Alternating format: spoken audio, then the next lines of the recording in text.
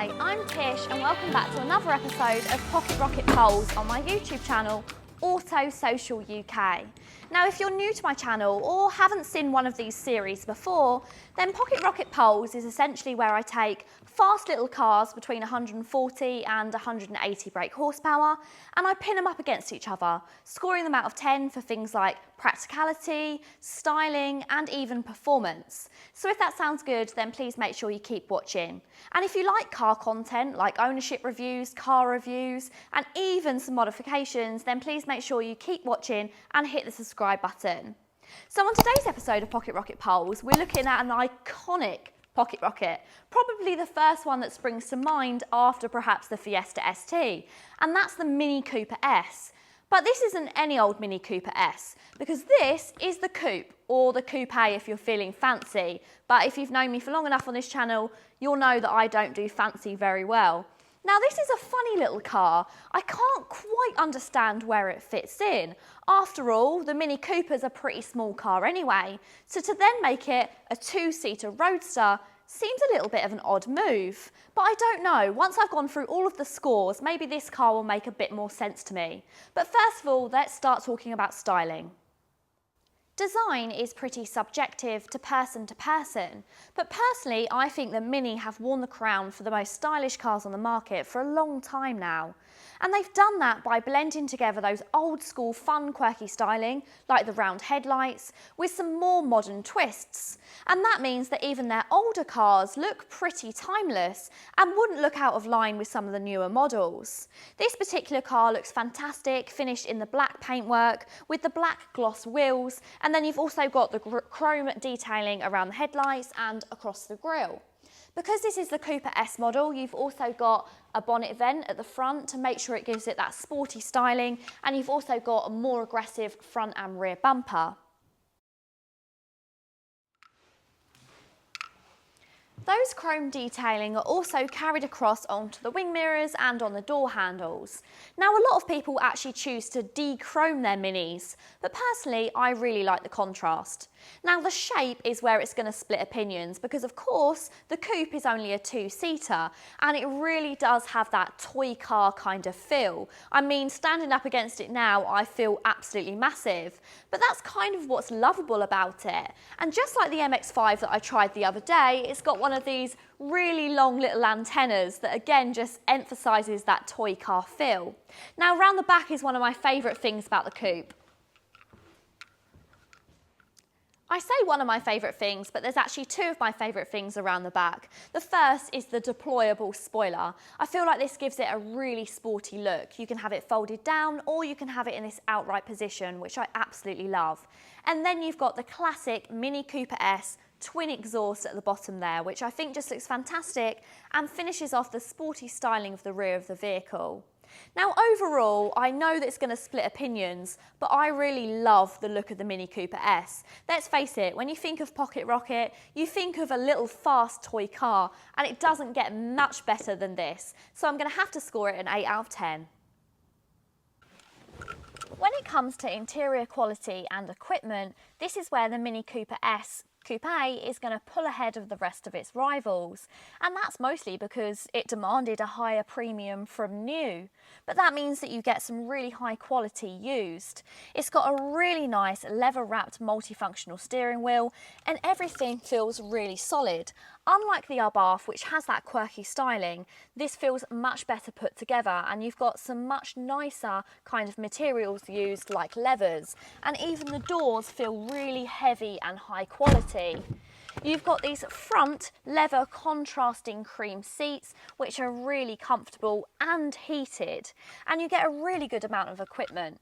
Even on this 2013 car, which is quite a lot older than a lot of the Pocket Rockets I've had on this channel so far, it's got cruise control, automatic lights, automatic wipers, I've got Bluetooth, I've got climate control, and the only thing that it's really missing is a sat-nav. But then again, a sat-nav at this age of car wasn't all that common.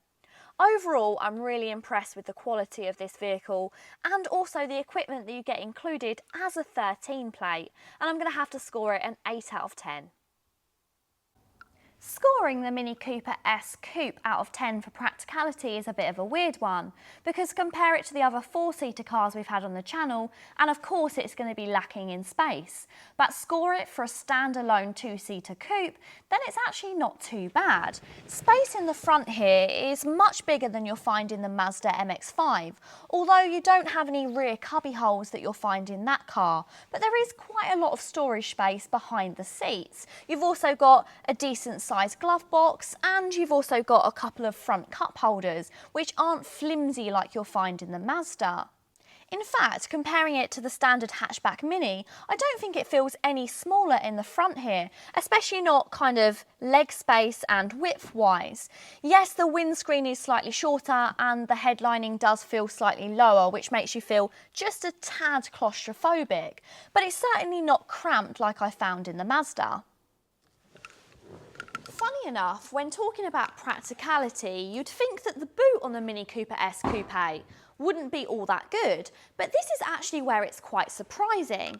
So when you open up the boot, it comes up really nice and high, and it allows a load of loading room. In fact, this is much more practical than perhaps the standard hatchback. You've got loads of space in here. I could happily sit a couple of large suitcases. You've also got a little bit of more underfloor storage if you look really further in, and you've even got a ski hatch. So if you needed to load some longer items, then you could put them all the way through to the front of the car. So overall, this boot actually kind of makes up for that loss of practicality in the front. Let's face it, if you're buying a two-seater car, then you know what you're getting. I'm going to score it a 5 out of 10 for practicality. Next up is something which is quite important when it comes to pocket rockets, and that's how they sound. Let's start her up.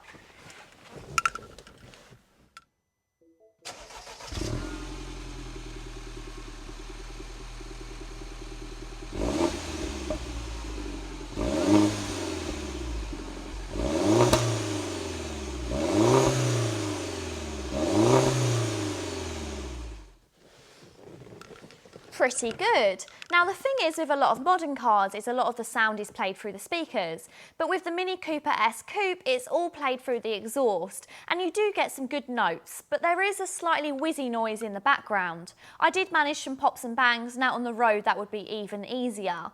It's really quiet in the cabin, but it's loud where you need it. It's not the best sound, and it's certainly not going to beat the Abarth, but it's a lot better than a lot of the smaller cars we've had on the channel, and I have to score it a 7 out of 10. The coupe version of the Mini Cooper S gets the same 1.6 litre, 4-cylinder turbo engine that you get in the standard hatchback, and that produces 181 brake horsepower paired with 177 pound-feet of torque. However, when you're really flooring it, it has an overboost of 192 pound-feet. Performance definitely feels impressive. Now the Mini has a 0 to 62 time of around 6.9, probably a little bit less. And that's not that impressive compared to some of the cars that I've had on the channel. However, it just feels a lot more direct, and it feels like it has a lot more torque and pull than a lot of those cars. And I can imagine actually the real life 0 to 62, you could probably shave a few points of a second off of that time.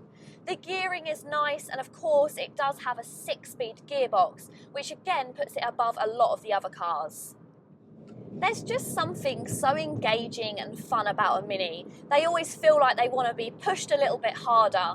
You can imagine this is why they make such good track cars.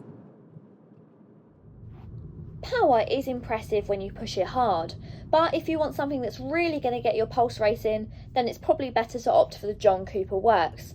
I'm going to score the performance a 7 out of 10. The Mini Cooper S does have a stiff suspension setup.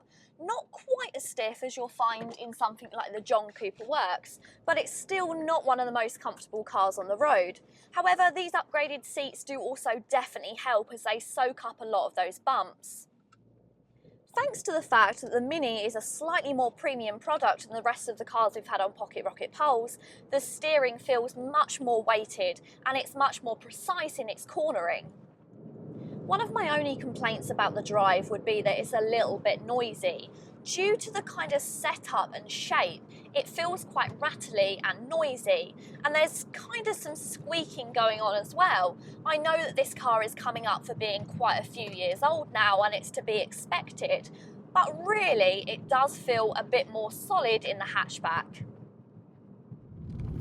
Minis are always well known for their handling. However, because of the shape of the coupe, it is compromised in how comfortable it is. So for handling and comfort, I'm going to have to score it a 7 out of 10. Something that I found out myself recently is that it's really nice to be part of a community when it comes to cars.